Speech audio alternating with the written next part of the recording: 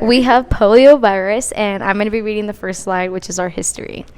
In 1894 was the first major outbreak in the U.S. Charles Calvary, MD, first physician to recognize polio could occur with or without paralysis. In 1905, Ivor Wickman considered contagious nature and was then established. In 1908, Carl Landsteiner and Erwin Popper announced infectious polio was a virus. Etiology. Poliovirus destroys nerve cells in the spinal cord, causing wasting and paralysis. The virus can live in an infected person's feces for many weeks.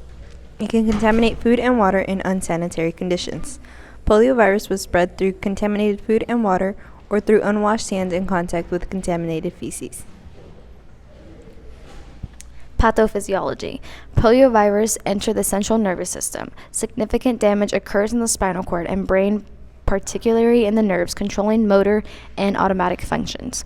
Polio lives in an infected person's throat and intestines. An infected person may spread the virus to others immediately before and up to 2 weeks after symptoms occur. Risk factors. Polio mainly affects children younger than 5. However, anyone who hasn't been vaccinated is at risk of developing the disease. People who had polio in childhood seem to be at somewhat increased risk of being hospitalized for psychiatric disorder later in life. According to a Danish study, chronic and life-threatening diseases are known to be accompanied by increased risk of anxiety, depression, and suicide.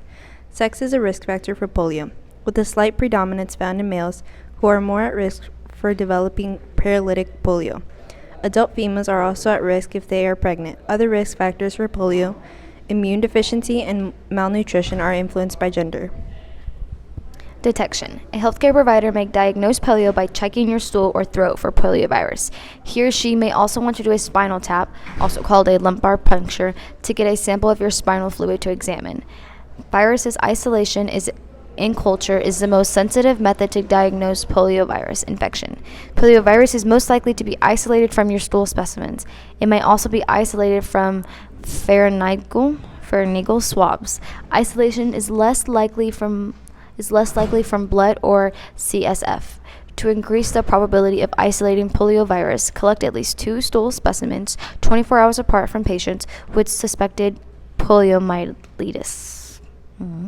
These should be collected as early in the course of disease as possible, ideally within 14 days or after onset. Prognosis without treatment. Paralysis is the most severe symptom associated with polio because it can lead to permanent disability and death.